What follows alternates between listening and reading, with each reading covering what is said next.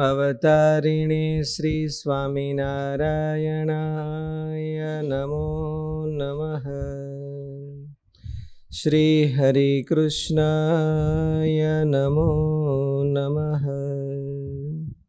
શ્રી પૂર્ણ પુરુષોત્તમાય નમો નમઃ. શ્લોક નંબર 13. વિધિહીનમસૃષ્ટાન્નમ મંત્રહીનમદક્ષિણમ શ્રદ્ધાવિરહિતમ યજ્ઞમ તામસં પરિચક્ષતે. શાસ્ત્ર વિધિ સિવાયનો અન્નનું પણ દાન જેમાં ન હોય, મંત્રનું ઉચ્ચારણ કર્યા સિવાયનો દક્ષિણાઓ પણ જેમાં ન અપાય અને જેમાં શ્રદ્ધા પણ ન હોય એવા યજ્ઞને તામસ યજ્ઞ કહેવામાં આવે છે. વિધિહીનમ, અલગ અલગ યજ્ઞોની અલગ અલગ વિધિઓ હોય છે અને તેમના અનુસાર યજ્ઞકુંડ, સ્થાપન, પાત્ર, સામગ્રી વગેરે હોય છે. જ્યારે તામસ યજ્ઞમાં આ વિધિઓનું પાલન થતું નથી, પરંતુ ઉપેક્ષાપૂર્વક વિધિનો ત્યાગ થાય છે. એક પ્રશ્ન થાય છે કે વિધિહીનમ અસૃષ્ટાન્નમ મંત્રહીનમ અદક્ષિણમ શ્રદ્ધા વિરહિતમ, તો એ શું કરવા યજ્ઞ કરતા હશે?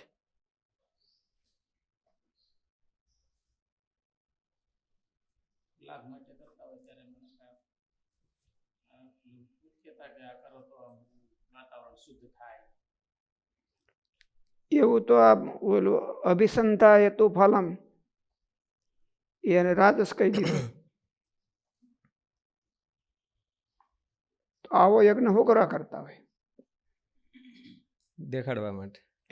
દેખાડવા માટે તો દંભાર્થમ, તો બીજાને હેરાન કરવા માટે એ એક બાકી રહે છે. યજ્ઞ દ્વારા હેરાન થાય ને. એટલે ચાલુ યુદ્ધે રાવણે યજ્ઞ કર્યો હતો અને ઇન્દ્રજીતે યજ્ઞ કર્યો હતો, તો એને યજ્ઞ ભંગ કરાવવા જવું પડ્યું હતું. આ બધાને હનુમાનજીને યજ્ઞનો ભંગ કરાવવા જવું પડ્યું.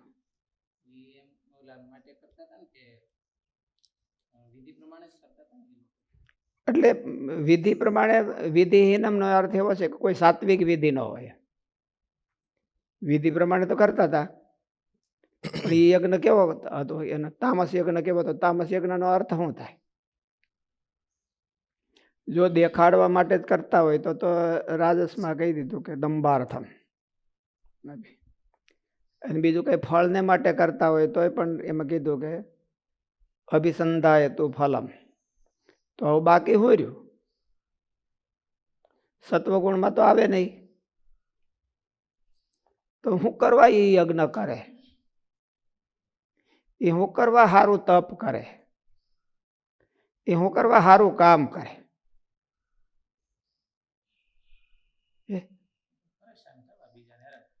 કોકની પ્રતિષ્ઠાને ગાબડું પાડવા માટે, કોકને હેરાન કરવા માટે કોઈ એવું થતું હોય ત્યારે તામસ કક્ષામાં આવે. એણે સારું કામ કરીને આ પ્રતિષ્ઠા લઈ લીધી, તો હવે હું એની એમ કે એ પ્રતિષ્ઠામાં થોડું ગાબડું પાડતો, હું હોતે એવો કહેવા એ કક્ષા. તો જ આમાં બાકી તો કઈ રહેતું નથી. આમાં લખ્યું નથી કાંઈ એ શું કરવા કરતો હોય એવું નથી. ઓલામાં લખ્યું કે અભિસંધાય તું ફલમ અને દંભાર્થમ અભિ. એમ ઓલામાં લખ્યું કર્તવ્ય મેવ ઇતિ મનઃ સમાધાય. મારે આમ કરવું જોઈએ. શાસ્ત્ર મને આવું કોઈ કહે છે કે મારે ભગવાનને રાજી કરવો હોય તો મારે આવું કરવું જોઈએ, એવું અનુસંધાન છે. આમાં કઈ ફળ તો લખ્યું નહીં કાંઈ. હું કરવા કરે છે એવું તો કઈ ન લખ્યું. એટલે ભગવાનને આમ કે મજા નહીં આવે, ક્યાંય કહેવા જેવું નથી. હું કરવા કરે છે કહેવા જેવું નથી એટલે ન લખ્યું. આગળ બોલામાં હતી એવું જ આવ્યું હતું ને ક્યાંક. ફળનો નિર્દેશ નથી કર્યો. ફળનો નિર્દેશ નથી કર્યો. હા, આયુ સત્વ બળ આરોગ્ય, હા, એમાં આવ્યું હતું. અને આમાં ફળનું કાંઈ નહીં. એટલે આમાંય ફળનું કાંઈ હું આમાં હેતુનું કાંઈ નહીં કે હું કરવા યજ્ઞ કરે છે, અને હેતુ વિના તો કોઈ કરતો તો ન જ હોય, પણ તોય ભગવાને અધ્યાહાર રાખ્યો એવો હેતુ. કોઈ પણ સારી ક્રિયા એ કંઈક હેતુથી જ કરતા હોય માણસ. આનો જે નબળો હેતુ છે એ તો કઈ શાસ્ત્ર પ્રમાણે આ યજ્ઞ જે કરે તો કઈ સિદ્ધ થાય એવું છે જ નહીં. થાય ને,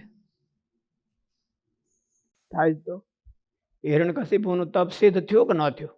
એટલે આમાં જે વિધિહીનમ ને અસૃષ્ટાનમ ને મંત્રહીનમ ને એવી રીતે તામસ જે કીધો યજ્ઞ એ પ્રમાણે કરે તો એને કઈ ફળ તો તામસી મંત્રો હોય ને, ભૂત ભેરવ નહીં મંત્રો તો હોય છે કે નહીં? તો ભૂત એને આવીને હાજર થાય, એના મંત્રો તો હોય છે તામસી. વૈદિક મંત્રો ન હોય, વૈદિક વિધિ ન હોય, પણ ઓલાની એ વિધિ તો કંઈક હોય જ, એટલે એ વિધિથી કરતા હોય, એટલે અમે વિધિહીન લખી નાખ્યું. ખાલી શ્લોક લઈને પછી થોડુંક અહીંયા દ્રષ્ટિ હોતી કરવી જોઈએ કે આવું ક્યાં થાય છે, આવું ક્યાં નથી થતું. હાલો આ બધા અસુરોએ યજ્ઞ કર્યા અને એ બધા તામસી યજ્ઞ જ કહેવાય, અને કોઈ સાત્વિક યજ્ઞ તો કહેવાય નહીં, રાજસી ન કહેવાય. તો એ પાછું એને ફળ મળતું હતું. હિરણ્યકશિપુએ તપ કર્યું તો એનું ફળ એને મળ્યું કે ન મળ્યું? આ રાવણાદિક યજ્ઞ કરતા હતા તો એને ફળ એને મળતું હતું. ફળ નહોતું મળતું એવું નહોતું. તો આમાં એવું કીધું કે વિધિહીનમ અસૃષ્ટાનમ મંત્રહીનમ અદક્ષિણમ શ્રદ્ધા વિરહિતમ યજ્ઞમ તામસ મુચ્યતે.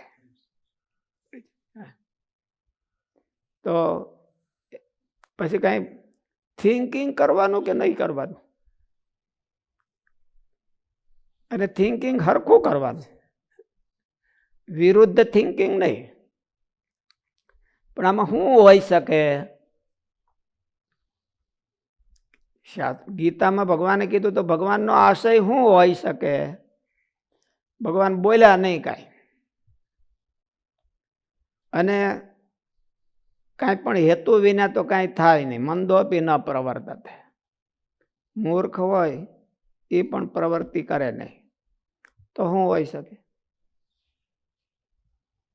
એટલે તામસીના જેવી કોઈ કલ્પના કરવી જોઈએ ને કે તામસી શું કરે, તામસી ને આસુરી શું કરે, તો એવી કંઈક કલ્પના કરવી જોઈએ જે શાસ્ત્રને મળી જાય અને આમાં ફીટ બેસી જાય. કલ્પના તો એટલે ભગવાને અધ્યાહાર રાખ્યું છે, એટલે એ અધ્યાહારને શોધવું જોઈએ. એ કલ્પના નથી, એ સંશોધન છે. આસુરી યજ્ઞ તામસી યજ્ઞ એ બેમાં શું ફેર? તામસી એટલે પર્ટિક્યુલર બધાને નુકસાન કરે, અને આસુરી એટલે પર્ટિક્યુલર એકને ટાર્ગેટ રાખીને કરે. ભગવાનના ભગત હોય એને જ, ભગવાનના ભગત હોય એને જ નુકસાન કરે. બીજાને કોકને પર્ટિક્યુલર નુકસાન કરે તો એ તામસી કરે. ખાલી ભગવાનના જનરલ બધાને કરે તો તામસી કહેવાય. બીજા માનો ભગત ન હોય, આખા સમાજને કરે. ભગત ન હોય હા, અને એને પર્ટિક્યુલર ટાર્ગેટ કરે એ તો એનો સ્વાર્થ કહેવાય. એ રાજસમાં આવી જાય. પાછું રજોગુણમાં એટલું તો હોય છે પોતાનો સ્વાર્થ સાધવાનો. તો નિર્હેતુ કોકને નુકસાન કરે એ તામસમાં આવે ને આસુરમાં આવે. હેતુ સાધવા માટે કંઈક કરે તો એ તો ફલાર્થમ અથવા દંભાર્થમ એમાં આવે. એટલે એકની એક ક્રિયા એમાં હેતુ ફરી જાય એટલે એ ક્રિયા પાછી ઓલા પણ વહી જાય, એવું થઈ જાય.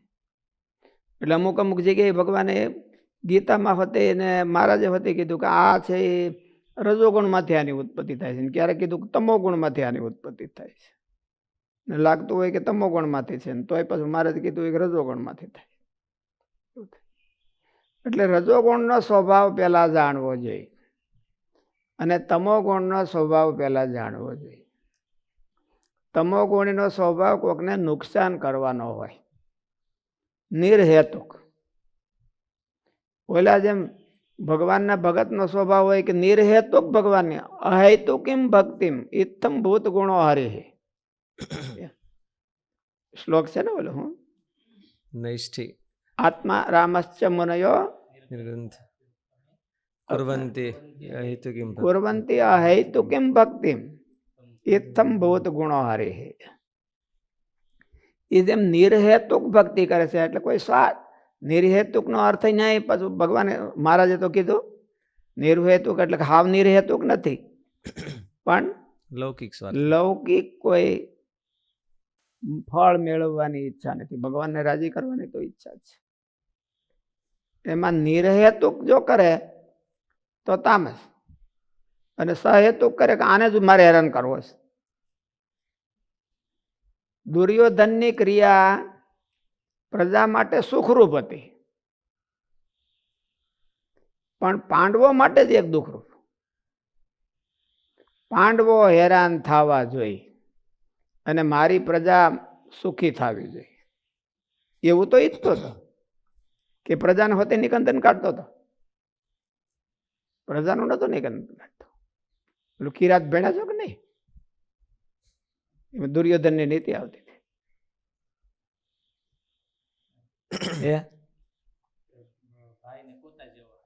ભાઈને પોતાની જગ્યાએ મૂકે, નોકરને ભાઈની જગ્યાએ મૂકે, સામાન્ય પ્રજાને પોતાના માણસની જેમ મૂકે. તો એ બધાને એવી રીતે રાખે, એક એક ડિગ્રી ઉપર. જે રાખવા જોઈએ એના કરતા એક એક ડિગ્રી ઉપર રાખતો હતો. દુર્યોધનને સામે યુધિષ્ઠિરને તો ભગવાનના ભગત હતા એટલે એ આસુર કહેવાય.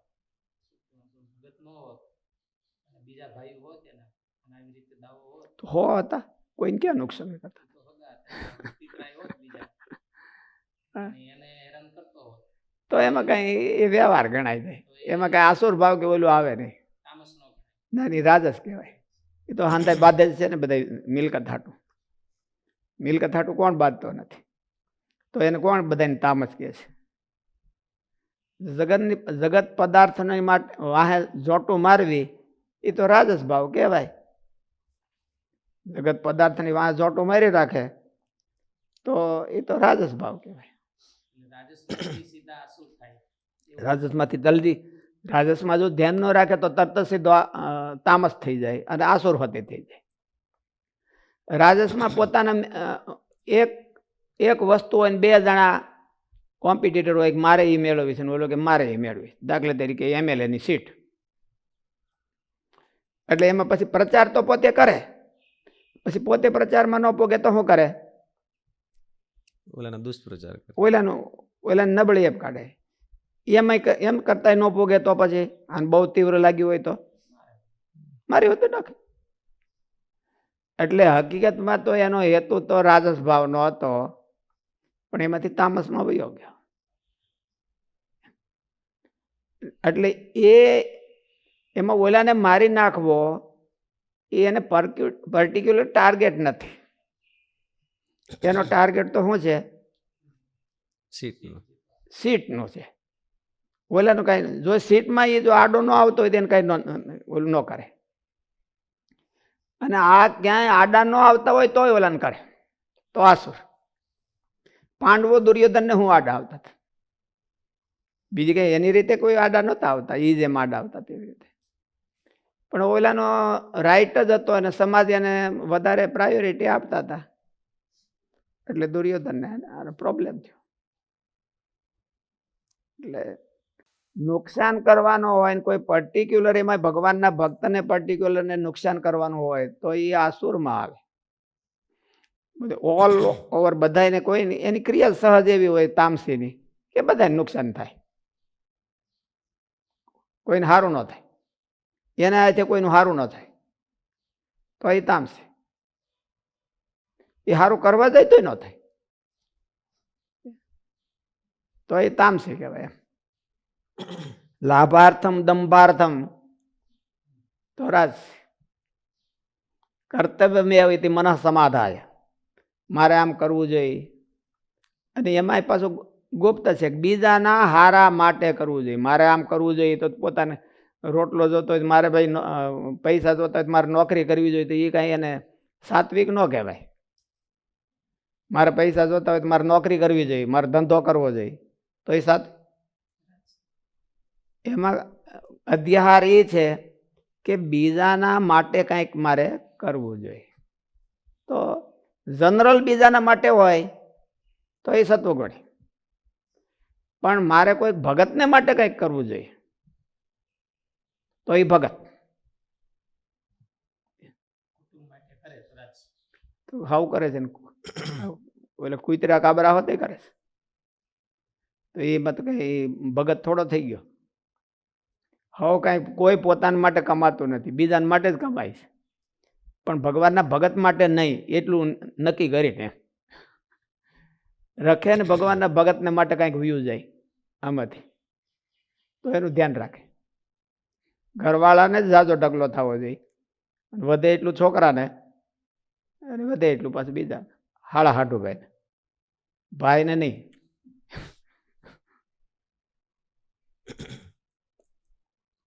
કોઈ ક્રિયા શરૂ કરે ત્યારે એમાં ભગવાનને રાજી કરવાનો ગોળ રાખ્યો, ક્રિયા કરતી વખતે એ ભૂલાઈ જાય તો એ તો પણ નિર્હેતુક કહેવાય કે પછી તામસ અંધધર્મ ક્રિયા કરે તામસ.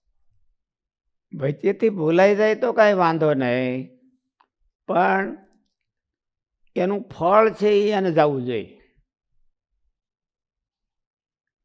બેનિફિશિયર હોય, ક્રિયા હોય અને ક્રિયાનો બેનિફિટ હોય, તો એનો બેનિફિટ છે એ એને જવો જોઈએ.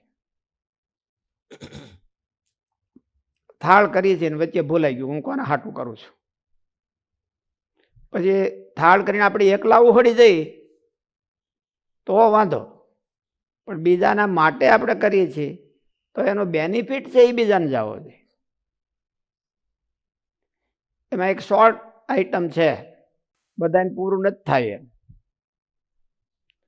તો આપણે આપણું સાચવી લઈએ અને પછી બધાને દઈએ તો એનો બેનિફિટ આપણે બીજાને દીધો કહેવાય નહીં. બેનિફિટ તો સ્વભાગનો ત્યાગ કરીને આપવાનો હોય. પોતાનું હોય ને એ એને બીજાને આપી દો ત્યારે તમે ભગત કહેવાઓ. બધાને આપે તો સાત્વિક કહેવાય, પોતે જ લઈ લે તો રાજસ કહેવાય, અને કોઈકનું ઝૂંટવીને લઈ લે તો તામસ કહેવાય. અને કોઈકને મળી જતું એને નુકસાન કરી દે, મળવા જ ન દે એને, ભલે પોતાના હાથમાં ન આવે એમ હોય તો એને મળવા ન દે, એવું જો ભગવાનના ભગતને આમ એવું કરે તો એ તામસ, બોલો આસુરી. આસુરી કહેવાય. 5 ખાના રાખવાના. આપણે એક એવી લિસ્ટ તૈયાર કરવું છે. ભાગવતમાં છે, નિષ્કુળાન સ્વામી ભક્તિ ચિંતામણીમાં કીધું છે, ગીતામાં કીધું છે, મહારાજે સત્સંગી જીવનમાં કીધું છે, તો પછી આપણે લિસ્ટ કરવું જોઈએ કે ક્યાં હું કીધું છે.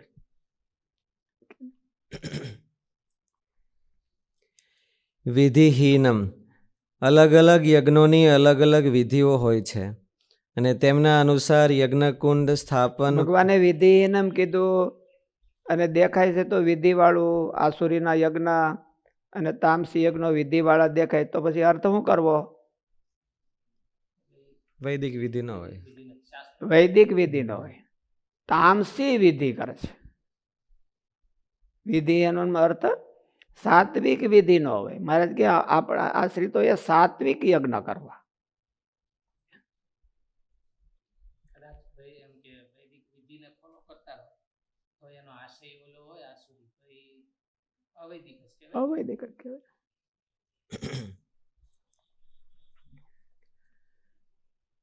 અલગ અલગ યજ્ઞોની અલગ અલગ વિધિઓ હોય છે અને તેમના અનુસાર યજ્ઞકુંડ સ્થાપન, પાત્ર, સામગ્રી વગેરે હોય છે. જ્યારે તામસ યજ્ઞમાં આ વિધિઓનું પાલન થતું નથી, પરંતુ ઉપેક્ષાપૂર્વક વિધિનો ત્યાગ થાય છે. આ બધું તો વિવેચન છે. એટલે આપણે કર્યું હોય, થોડુંક રામ સુખદાસ સ્વામીએ કર્યું હોય એ વિવેચન છે, પણ મૂળમાં એવું નથી કીધું. મૂળમાં તો ખાલી વિધિ નામ લખ્યું. વિધિ એમ લખ્યું ને પછી આપણે બીજે શાસ્ત્ર મેળવવું હોય, શાસ્ત્ર વાંચીને પછી ક્યાંક મેળવવું જોઈએ ને. મોટે ભાગે તો કોકનામાં જ મેળવાય, આપણામાં ન મેળવાય. એટલે કે રજોગુણી કોણ છે તો કોકે, તમોગુણી કોણ છે બીજો, એવું જ મેળવવાનું હોય. બીજું કંઈ આપણે ઘરમાં ન મેળવવાનું હોય. પણ મેળવવાનું હોય ત્યારે પાછું મળવું જોઈએ ને. વિધિ એનામ તો રાવણ વિધિપૂર્વક યજ્ઞ કરતો હતો, ઇન્દ્રજીતે વિધિ પ્રમાણે યજ્ઞ કરતો હતો. ઓલા હિરણ્યકશિપુએ તપ કર્યું તો એ વિધિ પ્રમાણે કર્યું છે તો જ એને ફળ મળ્યું, નહીં તો ફળ ક્યાંથી મળ્યું. અને ઓલા ભાઈ વાલ્મીકી ઋષિએ તો વિધિ પ્રમાણે નહોતું કર્યું, મરા એવું કર્યું હતું. પણ તો એને પાછું ફળ મળ્યું વધારે. એટલે એને હારે મેળવવું જોઈએ ને એમ. વિધિહીનમ અને મંત્રહીનમ તો એટલે સાત્વિક વૈદિક એવા મંત્ર એમાં ન હોય. આ ભૂતોની આરાધના કરે છે તેની કઈ વિધિ હોય કે ન હોય, એમને સીધું ભૂત એને વશ થઈ જતું છે. મેલી વિદ્યા જે વર્ણવવા જેવી ન હોય. મારે જે ઓલા સત્સંગી જીવનના બીજા પ્રકારના ઓલાને વર્ણન કર્યું છે ને, કીચકનું વર્ણન કર્યું છે, એ મોટે ભાગે એ બધા અધ્યાયો ટપી જતા હોય છે. વર્ણન કરવા જેવું જ ન હોય. એટલે વિધિહીનમ ને મંત્રહીનમ.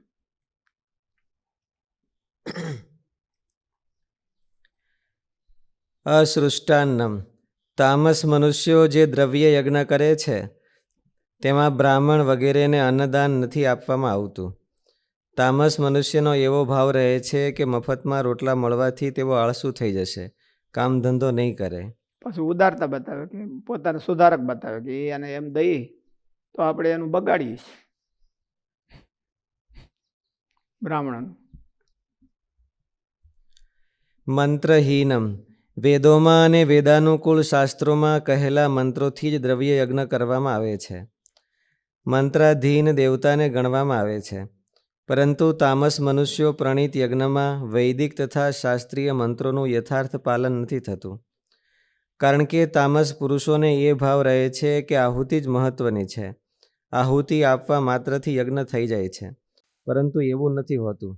યજ્ઞમાં મંત્રો અને મંત્રોચ્ચારણનું સૌથી વધુ મહત્વ રહેલું હોય છે, જેનું પાલન તામસ મનુષ્યથી થતા યજ્ઞમાં થતું નથી.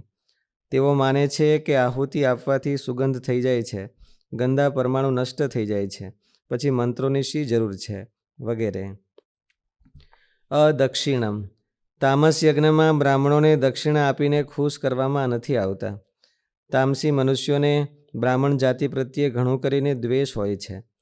તે વેદો શાસ્ત્રો અને સંસ્કૃતિના ધારક રક્ષક છે એવું નથી માનતા, સમાજના બોજારૂપ છે એવું માને છે. પછી તેઓને દક્ષિણા આપી ખુશ કરવાનું ક્યાંથી પસંદ કરે? તેઓ દક્ષિણા આપવાને એવું માને છે તેઓને પુરુષાર્થહીન બનાવી દેવા.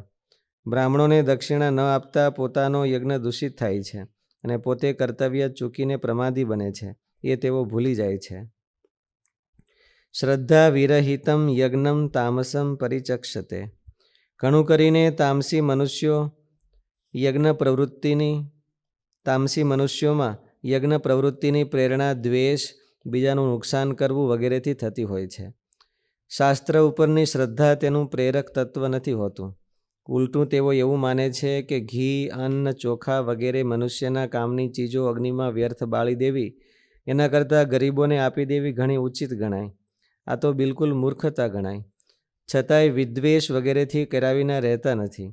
તેઓ વિદ્વેષ, માન, બડાઈ કે પોતાની પ્રસિદ્ધિ માટે યજ્ઞ કરવા પ્રેરાય છે.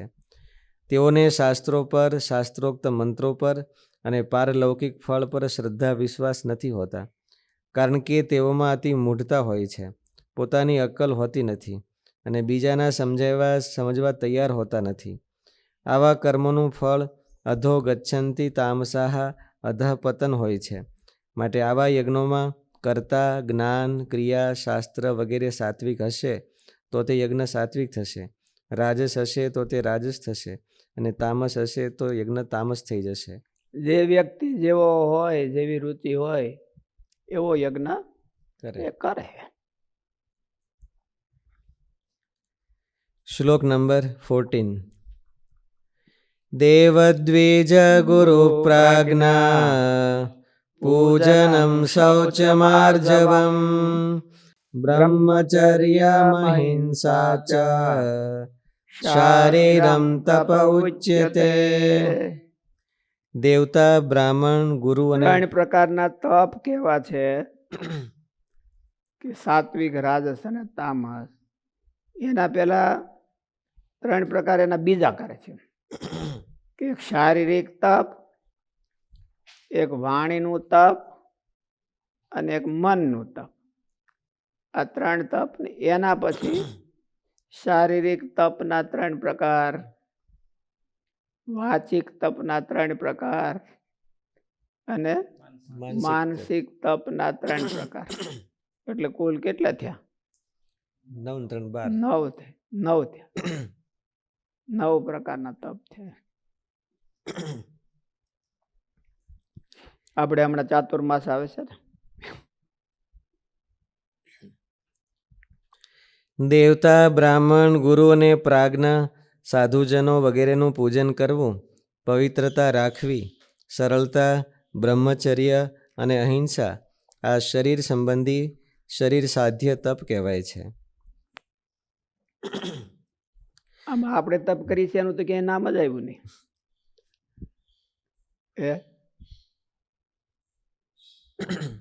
એક ટાણા ને એવું તો કઈ આવ્યું જ નહીં. દેવ દ્વિજ ગુરુ પ્રાજ્ઞ પૂજનમ શૌચમ આર્જવમ બ્રહ્મચર્ય અહિંસા ચ શારીરમ તપ ઉચ્યતે. આર્જવમ એટલે શું? રુજુતા, સરળતા, એટલે શું? મનવાણી શરીરથી એક રીતે વર્તતા. શું કે તમે શું કહો છો? કલો ગાય ન કરીએ. સરળ કોક કે એમ કરવું, એમ સારું કોક કહેતું હોય તો. મોડું કે એમ નહીં. મોટે ભાગે મોડું કે એમ જ કરતા હોય. કોક કે એમ કરવું એ મોટું તપ છે. આપણું મનનું ધાર્યું કરવું એ વૈભવ છે, ભોગ છે. આમાં એવું આનો અર્થ એવો થાય, શારીરમ તપ આર્જવમ શારીરમ તપ ઉચ્યતે. તમ તો એ માનસિક તપ ન ગણાવું છે. હે? એ માનસિક તપ ન ગણે. માનસિકતા કોક કે એમ કરવું એ તો માનસિક તપમાં આવે એવું લાગે છે. એવું લાગે, પણ ભગવાને તો ક્યાંક વિચાર કર્યો હશે. આ તો 2 ભગવાન ભેળા થયા છે. કોણ કોણ? વ્યાસ ભગવાન ને કૃષ્ણ ભગવાન. વ્યાસ ને કૃષ્ણ 2 ભેળા થયા. 2 ભગવાન ભેળા થઈને કીધું છે. એટલે 2 ભગવાન ભેળા થાય એટલે તો પછી તો આપણું કઈ હાલે નહીં એમાં.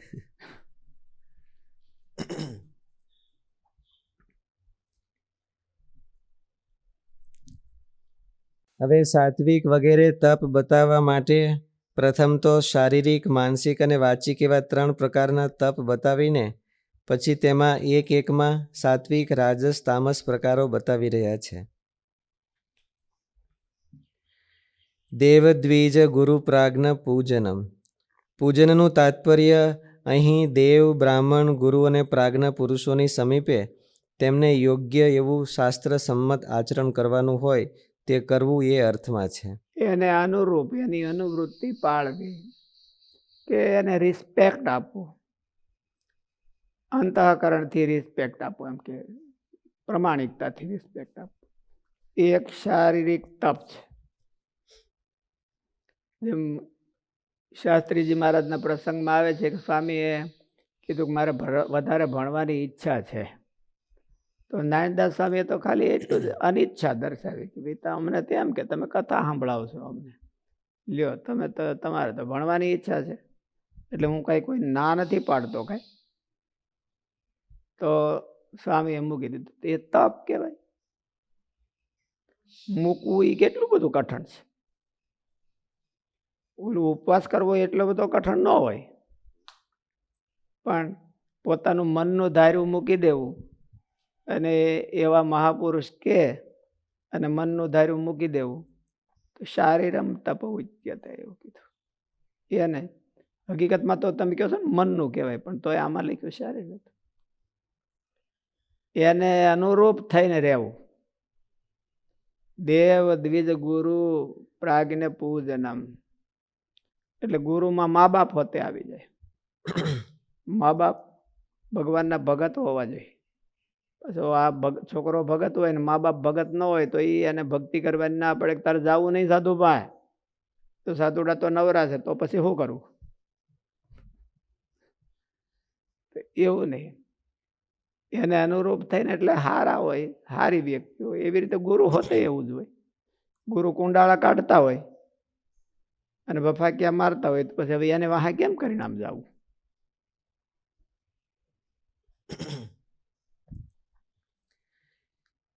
પૂજનનું તાત્પર્ય અહીં દેવ, બ્રાહ્મણ, ગુરુ અને પ્રાજ્ઞ પુરુષોની સમીપે તેમને યોગ્ય એવું શાસ્ત્ર સંમત આચરણ કરવાનું હોય તે દેવ કરવું. શબ્દથી ભગવાન લેવાના. દેવ શબ્દથી અગ્નિ ઇન્દ્રાદિક દેવતા એવું નહીં. એ દેવતા હોતે આવે, એ દેવનું પૂજન કરવું એ મોટે ભાગે ક્યારેક ક્યારેક રાજસી થઈ જાય, એટલે ભગવાનનું પૂજન કરવું. જેમ કે શિવાલય, અહીં મંદિરના આદરપૂર્વક દર્શન કરવા પ્રદક્ષિણા કરવી, ગાય, બ્રાહ્મણ, પીપળો રસ્તામાં જોઈને પ્રણામ કરવા પ્રદક્ષિણા કરવી, ગુરુજનોના આગમન વખતે ઊભા થવું, આસન આપવું, સત્કાર કરવો, ગુરુમાં મા બાપ હોતે આવી જાય. તથા પ્રાજ્ઞ પુરુષો ઉંમરમાં નાના હોય તો પણ સત્કાર વગેરે કરવા. જે સદગુણી હોય કોઈ અને સજ્જન હોય, જેન્ટલમેન હોય, તો એનું પણ રિસ્પેક્ટ કરવું. હૃદયપૂર્વકનું ને પ્રમાણિકતાપૂર્વકનું રિસ્પેક્ટ કરવું. ભગત ન હોય તોય, હે ભગત ન હોય, ભગત ન હોય તો આમાં તો કઈ ભગત હોય એવું કઈ, પણ રિસ્પેક્ટેબલ હોય તો એનું રિસ્પેક્ટ કરો.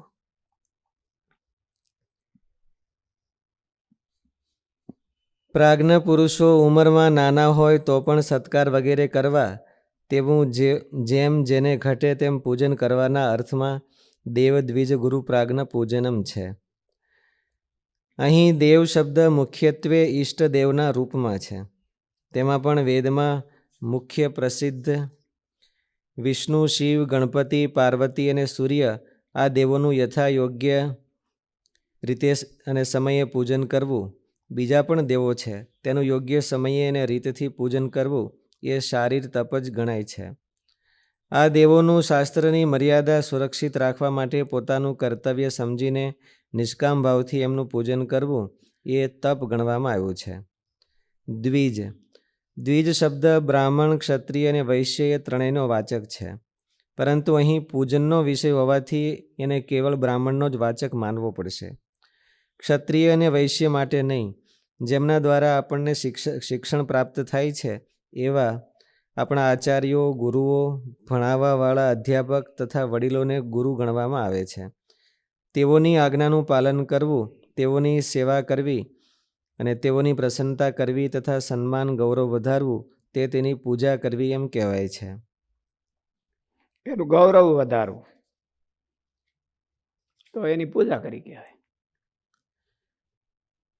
અહીં ઉપર ગણાવ્યા સિવાયના મહાપુરુષો, જ્ઞાની અને જીવન મુક્ત પુરુષો જે પ્રાજ્ઞ શબ્દથી કહેવામાં આવ્યા છે, જેઓ ક્યારેક વર્ણ અને આશ્રમમાં ઊંચા નથી હોતા તેમજ જેની સાથે ગુરુનો સંબંધ પણ નથી, એવા તત્વજ્ઞ પુરુષોને અહીં પ્રાજ્ઞ શબ્દથી કહેવામાં આવ્યા છે. રામ સુખદાસ સ્વામી હતા તો પૂજવા જેવા માણસ હતા, તો એને પછી આપણે ગુરુ પરંપરામાં ન હોય, સંપ્રદાયમાં પણ ન હોય, પણ તો પણ એનું રિસ્પેક્ટ કરવું.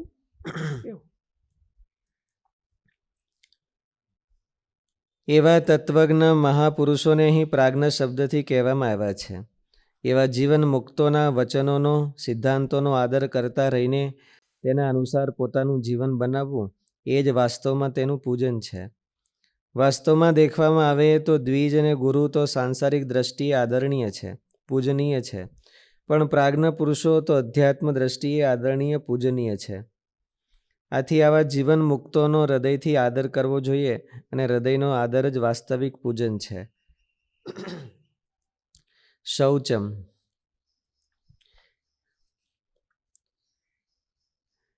જળ, મૃતિકા વગેરેથી શરીરને પવિત્ર બનાવવાનું નામ શૌચ છે. શૌચ બે પ્રકારનું છે, શારીર શૌચ અને આંતર શૌચ, અર્થાત અંતઃકરણની પવિત્રતા. બાહ્ય અને આંતર્ય. બાહ્ય જળ માટીથી થાય અને આંતર છે એ ભાવના જ. ભાવ શુદ્ધિ કહે છે. આંતર શુદ્ધિ. ભાવ શુદ્ધિને તપ કીધું. જો હારી ભાવના જાળવી રાખવી એ કાયમી તપ કર્યું કહેવાય. એટલે ગુણાતીતાને સમજ્યું ને, એક રેણીએ મરવું એ સમાધિ કરતા શ્રેષ્ઠ. શ્રેષ્ઠ છે. એક રેણી એટલે એનો અર્થ એવો કે ભાવ શુદ્ધિ, એક ધારી પવિત્ર ભાવના, પૂજ્ય ભાવના રાખવી સાધુ પુરુષોમાં. તો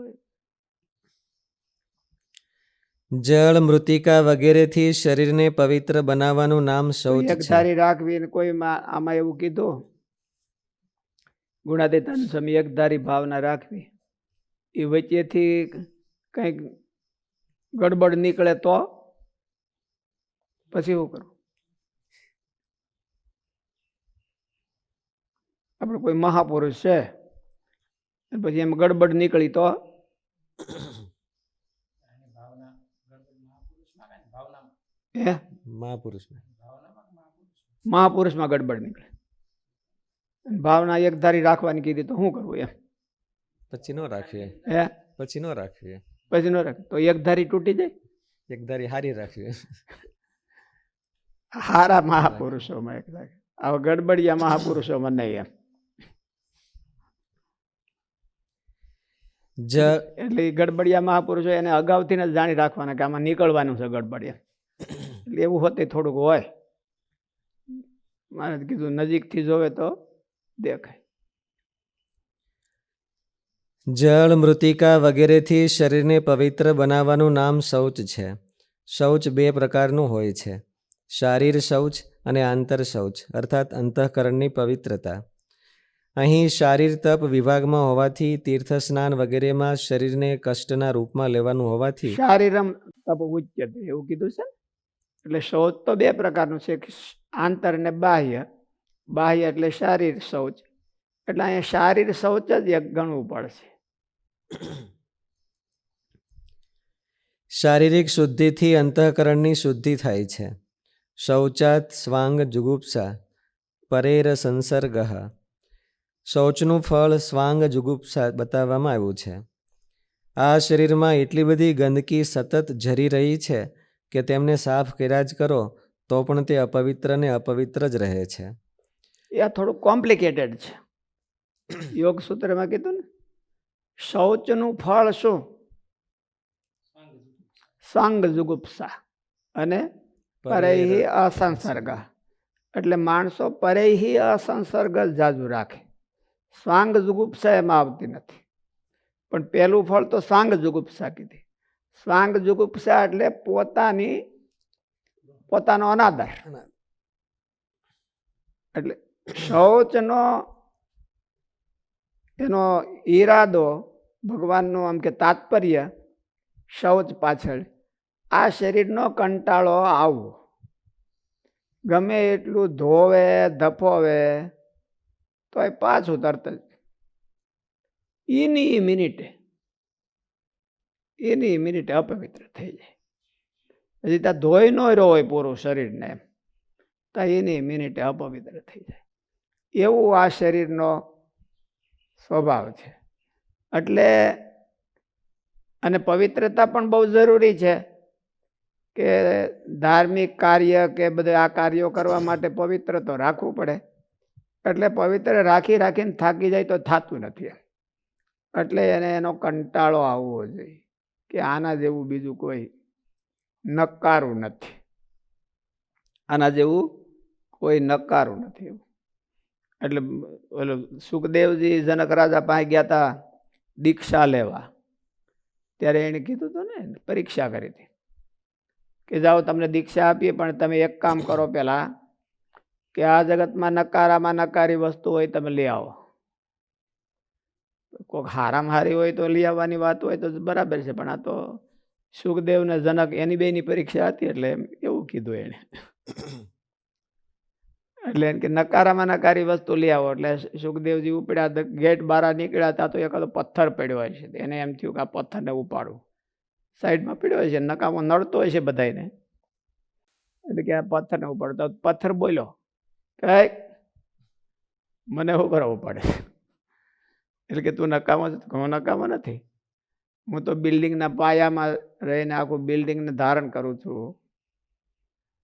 એટલે એટલે જૂના જમાનામાં ગામડામાં એની મા છોકરા ઉપર ખીજાય ને, તો આના કરતાં તો પડવાયો જન્મો હોત તો સારું હતું.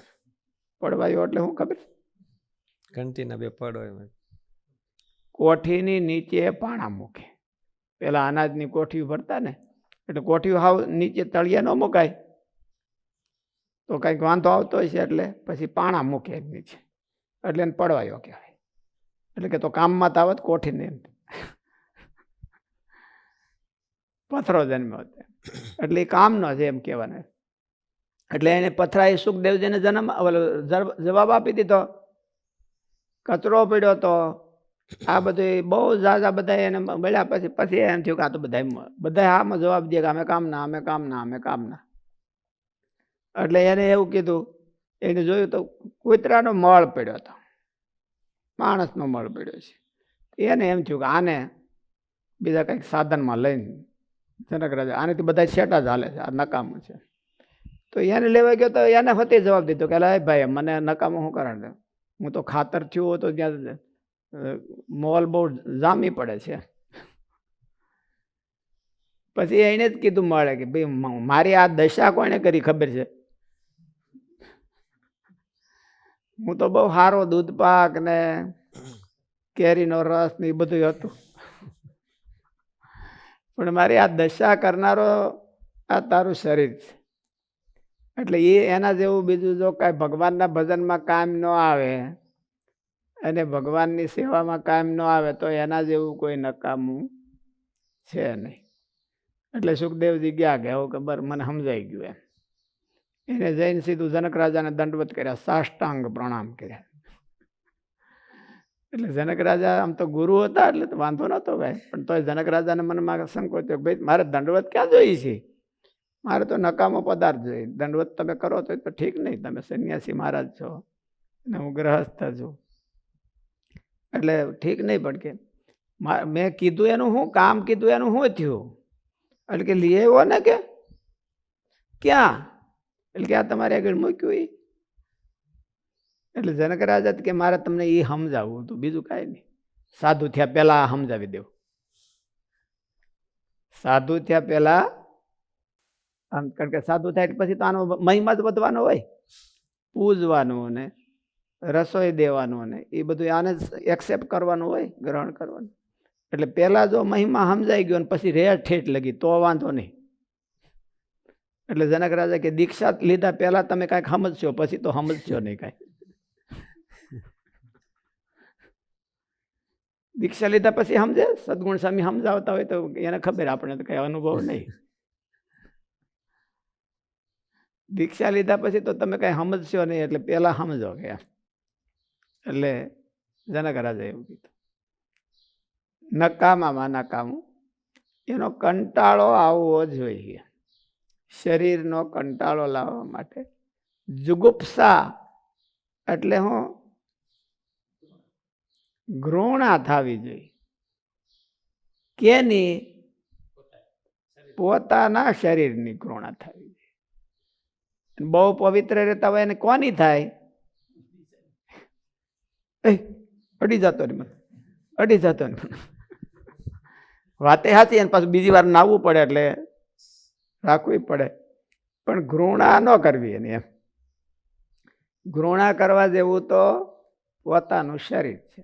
એટલે મોટે ભાગે બહુ પવિત્ર રહેતા હોય, સદાને માટે છોળે રહેતા હોય, એને બહુ સદાન માટે છોળે રહેતા હોય. એટલે એ છોડે રહેતા હોય તો એને આ સ્વાંગ જુગુપ્સા નથી આવતી. છોળે રહેવું એ તો બહુ સારું કહેવાય, અને ભગવાનની આજ્ઞા હોતી હોય ક્યારેક ક્યારેક, વિશિષ્ટ પુરુષોને, બધાને નહીં. દેવની સેવા કરવાવાળા હોય એને આજ્ઞા જ હોય, વિશિષ્ટ પુરુષોને એમ કે એ તો સારી વસ્તુ છે. પણ એટલું બધું છોળે રહેતો હોય એને સાંગ જુગુપ્સા નથી થતી. અને યોગ સૂત્રમાં એવું કીધું કે આ શૌચનું ફળ છે સ્વાંગ જુગુપ્સા. એને પોતાનું કમસે કમ ક્યાંક પોતાના શરીરનો કંટાળો આવે તો એમાંથી નવરો થાય અને ભગવાનની સેવામાં આવે, ભગવાનની ઉપાસના કરે. એટલે શૌચ એ મોટું તપ છે. એટલે પોતાના શરીરનો અભાવ, કંટાળો આવો એને મહારાજે એ હોત એમ એને કીધું છે ને. મહારાજે શું કીધું સ્વનાદર. કે જે સેવા કરતો હોય, ઓલું પહેલા સ્તુતિ કરતો હોય એનો એ પાછો નિંદા કરવામાં. નિંદા કરવા માંડે છે. લાખ ગણો દ્રોહ કરે પણ તોય પણ તૃપ્તિ ન થાય. એટલે નિત્યાનંદ સ્વામી પૂછ્યું કે મહારાજ એવું ન થાય એવું કંઈક કયો. મહારાજ કે આ 4 વાના જેને હોય એને કોઈ દી ન થાય, અને આ 4 વાના હોય તો એને થયા વિના રહે નહીં. એમાં શું કીધું? પેલો દેહનો અનાદર, એમ એટલે સ્વ અનાદર. પોતાનો બહુ આદર હોય તો એ બીજાનો દ્રોહ કર્યા વિના રહેવાનો જ નથી. એટલે પોતાનો અનાદર ઊભો થવો જોઈએ, પોતાના વ્યક્તિત્વનો. હું બહુ મહાન છું, હું તો આવો છું, હું તો આવો છું. એને બીજાના આ નિંદા સ્તુતિનું બે કરવું જ પડે. એ સ્તુતિ કરતો હોય તો નિંદા હોતી મને કરવા. પોતાનો અનાદર હોય તો એ ભગવાનના ભગતને ક્યારે નિંદામાં જાય નહીં. કોક અનાદર કરે, પોતે જ અનાદર પેલા કરતો હોય ને પછી કોક અનાદર કરે તો એને થાય કે સારું ડબલ થયું, મારે ઓછો પ્રયત્ન. પણ એવું કોણ કરે? સ્વાંગ એને શૌચ કહેવાય, એને શૌચ. પરેહી અસંસર્ગ, અને બીજાથી એ નોખો પડવા માંગે. ખરેખર તો જેમાં અશૌચ રહ્યું હોય એનાથી નોખો પડવાની વાત છે ને. અશૌચ હોય એનાથી નોખો પડવાનું હોય ને. પણ અશૌચને તો કાખમાં લઈને ફરે અને કોકનીથી નોખો પડે.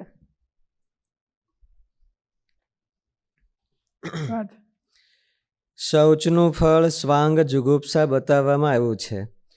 આ શરીરમાંથી યોગ સૂત્રમાં બતાવવામાં, પાતંજલિ યોગ સૂત્રમાં.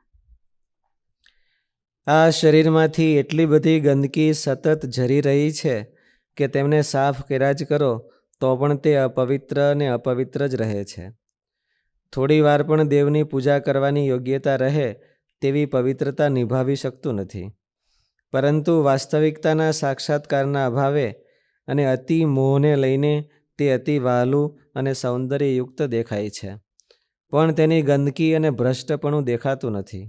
જો કોઈ સાધક પ્રામાણિકતાથી શાસ્ત્ર પ્રમાણે જ્ઞાનસ્વામી કથામાં વાત કરે છે ને, સુરખાચર મહારાજ બેઠા હતા સભા ભરીને, અને મહારાજને ક્યાંક થૂકવાની ઈચ્છા થઈ. તો સુરખાચાર્ય પોતાનું મંડિલ, એ દરબારો હતા તે ક્યાંક 500 રૂપિયાના, અટાણે તો 5000 50,000નું થાય એવા એમ મંડિલ લ્યું મહારાજ. અરે મહારાજ કે આમાં કઈ થોડું થૂકા થાય? મહારાજ થૂકાય, અમારે કઈ વાંધો ન હોય. અમારો છોકરો હોય ને ખોળામાં બેઠો હોય, એને લીળ હાલી જતી હોય તો અમે એમાંથી લઈને લોહીને પછી ખોઈ દઈએ. પાઘડીને છેડો કાઢીને લોહી નાખી. એટલું તો કાંઈ તમે થૂકો છો એટલે કઈ વાંધો નહીં, તમે મારા થૂકો. એટલે છોકરાની લીડું છે એ પવિત્ર જ દેખાય, કે તો શુદ્ધ હેત હોય ને. એટલે આ જીવને શરીરમાં એવું હેત છે એટલે એ પવિત્ર જ દેખાય. એને અપવિત્રતા દેખાતી ધ્યાનમાં જ નથી આવતી આની.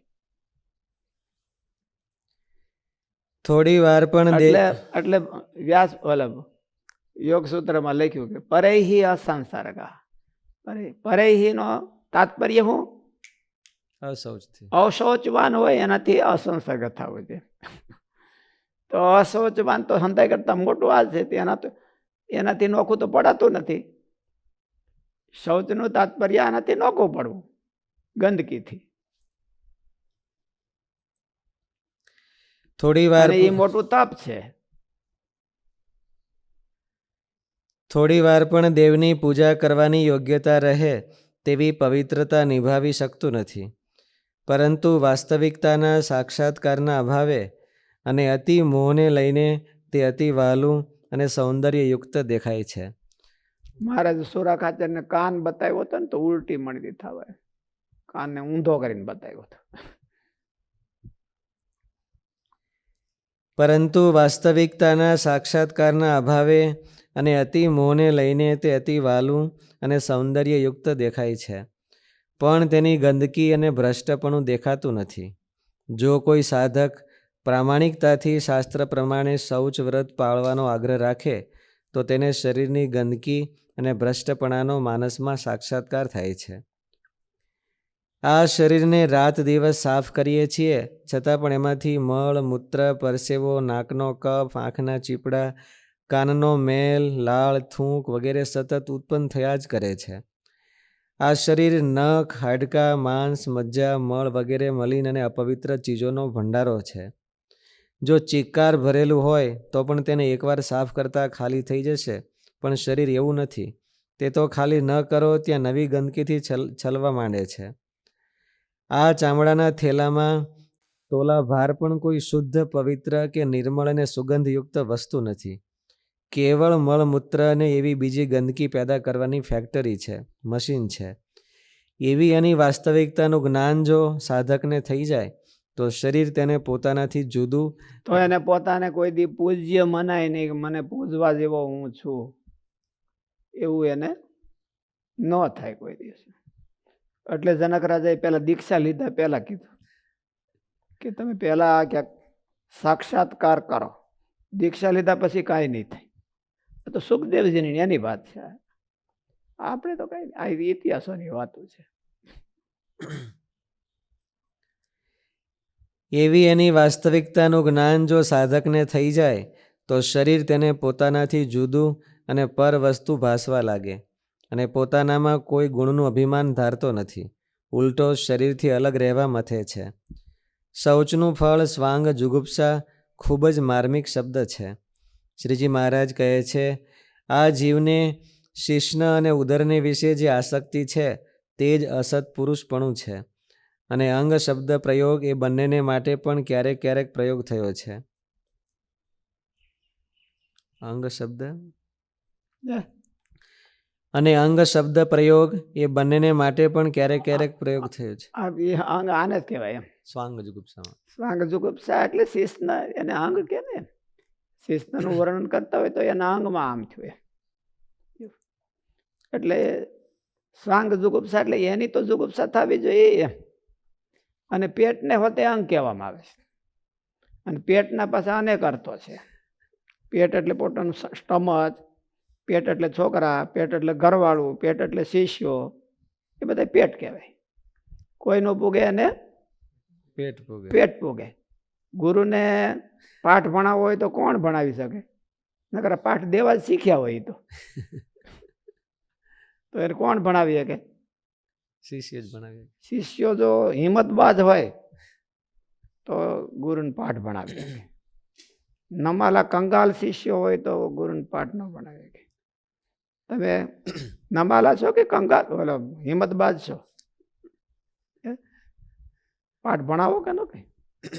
નકરું લેતા જ શીખ્યો તો લેતા શીખ્યો તો લેવાદાસ કહેવાય, દેવાદાસ નહીં.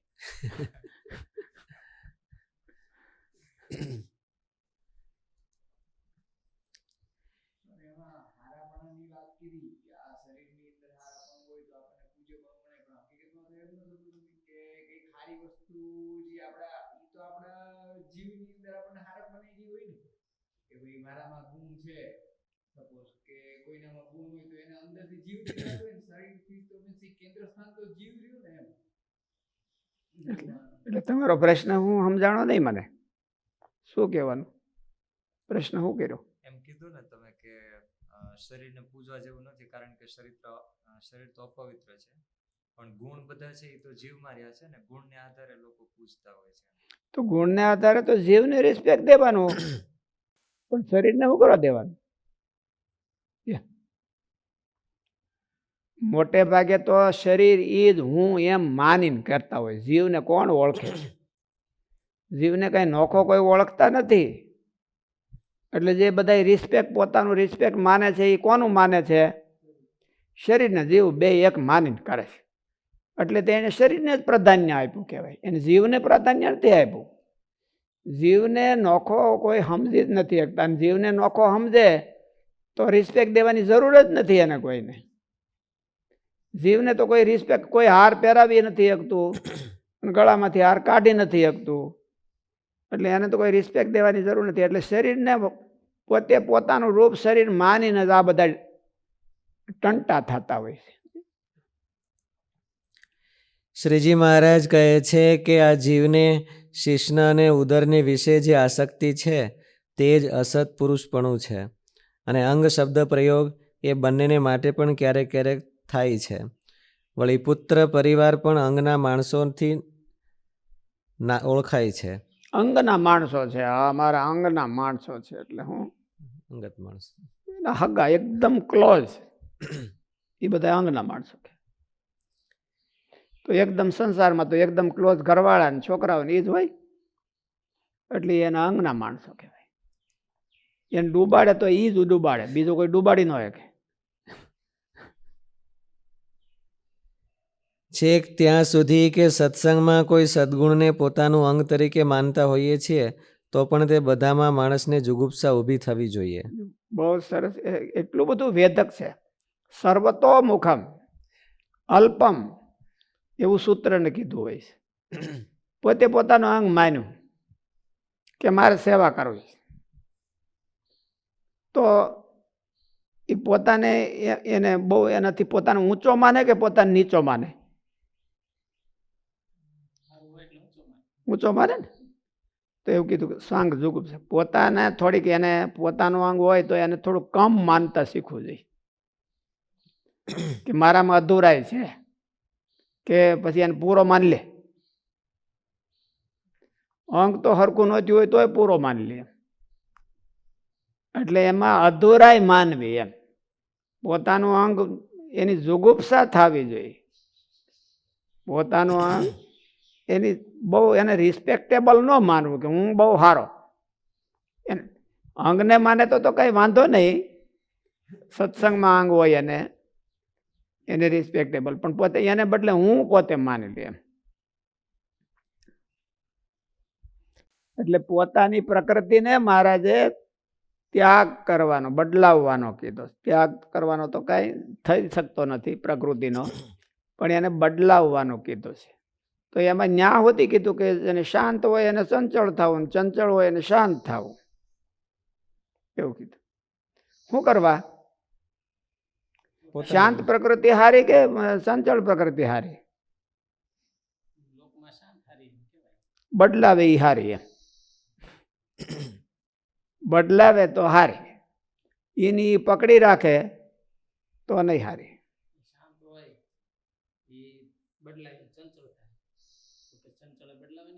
એટલે મારે એવું કીધું કે એને મહિમા સમજવાનો. શાંત હોય એ સેવા ન કરીએ કે કોઈ બી. બેઠો બેઠો હોય તો માખી ન ઉડતી હોય તો કોની સેવા કરીએ? અને બોલો સારી બધું ધોળાધોળ થયો હોય તો એ કઈ વિચારી ન હોય કે ભગવાનનું કાંઈ. એટલે બદલાવું એમ. હે, એક વાર તો માંડ બદલાવી રહે, બદલાવી નથી રહેતા. 100 વર્ષમાં ક્યાં બદલાવી? લખણ ન જાય લાખા કીધું જ લ્યો. તો તમે તો 100 વર્ષની વાત કરો, તમે તો હમણાંની વાત કરો છો પાછી. લાખા એ નથી જાતી. લાખાના 2 અર્થ છે, લાખો કવિ ને લાખ વર્ષ. વળી પુત્ર પરિવાર પણ અંગના માણસોથી ઓળખાય છે. છેક ત્યાં સુધી કે સત્સંગમાં કોઈ સદ્ગુણને પોતાનું અંગ તરીકે માનતા હોઈએ છીએ તો પણ એને અધૂરું માનવું. અંગ હોય તો સારું કહેવાય, પણ એને પરફેક્ટ ન મારી લેવું અને એનાથી ફૂલાવવું નહીં. છેક ત્યાં સુધી કે સત્સંગમાં કોઈ સદ્ગુણને પોતાનું અંગ તરીકે માનતા હોઈએ છીએ તો એને પણ ડેવલપ કરવું. સારું અંગ હોય તો ડેવલપ કરવું, કરવા જેવું હોય તો. ન કરવા જેવું હોય તો ન કરવું, પણ એને અધૂરું માનવું. તો પણ તે બધામાં માણસને જુગુપ્સા ઊભી થવી જોઈએ, અતિ આદર કે આસક્તિ નહીં. તે બધાને વસ્ત્રથી એમાં ઢાંકી રાખ. જુગુપ્સા ન થાય તો કાંઈ નહીં, પણ એને કમ થોડુંક કે આમાં અધૂરાય છે, આ એક અંગે પૂરું મહારાજ રાજી થાય એના કરતાં બીજું કંઈક હોતે સારું ડેવલપ કરીએ તો સારું, એવું માનવું જોઈએ. અને બીજા બધા હાવ નકામા છે એવું ન માન. તે બધાને વસ્ત્રથી ઢાંકી રાખવા જેવા છે, ઉગાડા રાખી તેના રૂપની હરીફાઈ કરાવવા જેવા નથી, ભલે તેમાં રૂપ હોય. એટલે આ શરીર અંગ કહેવાય છે, એટલે શરીરને કપડાથી ઢાંકવું જોઈએ ને. ઉગાડવું હોય તો બીભત્સ લાગે. સ્વાંગ જુગુપ્સા કોને આપણે કહેવાય? સાધુ એ આમ ચાદર વિના ફરતા હોય, ભલે ને ધોતી પહેર્યું હોય તો કેવા ઓલા ભરવા લાગે, હારા ન લાગે. સ્વાંગ જુગુપ્સા કોને કહેવાય?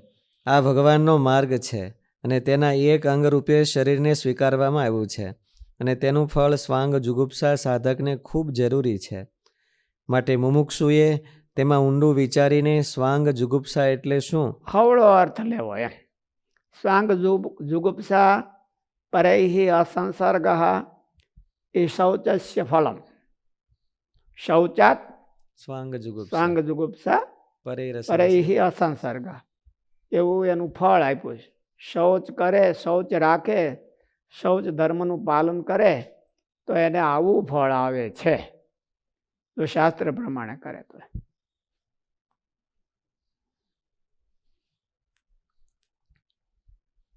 માટે મુમુક્ષુએ તેમાં ઊંડું વિચારીને સ્વાંગ જુગુપ્સા એટલે શું અને તે કેમ પ્રાપ્ત થાય, તેને માટે શૌચ વ્રત કેમ પાળવું અને જે પાળનારા છે તેને તે ફળ કેમ આવતું નથી, આ બધું શાંત ચિત્તે વિચારવા જેવું છે. આજકાલ જે લોકો ખૂબ જ ચોખ્ખાઈ અથવા તો કહો કે પોતાની જાતને અધ્યાત્મના અર્થમાં શૌચને ખૂબ જ આચરનારી ગણે છે, તેઓ તો બીજાનો તિરસ્કાર કરતા હોય છે, બીજાની ખૂબ જ ઘૃણા કરતા હોય છે. શૌચ પોતે પાળે છે ને બીજાની જુગુપ્સા ઉત્પન્ન થાય છે, જ્યારે શાસ્ત્રમાં તો બીજાની જુગુપ્સા કંઈ નથી, સ્વાંગ જુગુપ્સા કહી છે. અને આ લોકોને સ્વાંગમાં અતિ આદર ને સાક્ષાત દિવ્યતાની ઝાંખી થાય છે, તો આવું વિપરીત શૌચ કેમ જણાય છે? તમે પોતે શૌચાચાર પાળો છો, તેથી તેનું ફળ બીજાના તિરસ્કારમાં ન થવું જોઈએ, પણ પોતામાં તિરસ્કાર ઊભો થાય તે શૌચનું ફળ છે. હા, પરેર સંસર્ગ જરૂર થાય છે, કારણ કે શરીર માત્ર જ્યારે આવા છે તે પોતાના શરીરથી તેણે જોયું છે, પણ બીજાના શરીર આવા છે, મારું તો કોઈ ઉચ્ચ કોટીનું છે, તે શૌચ નથી, તેની વિકૃતિ છે, દંભ છે. જો ખરેખર આ અર્થમાં શૌચ પળાય તો જરૂર તેની આસક્તિ દૂર થાય છે. સહજાનંદ સ્વામી મહારાજની જય. શ્રી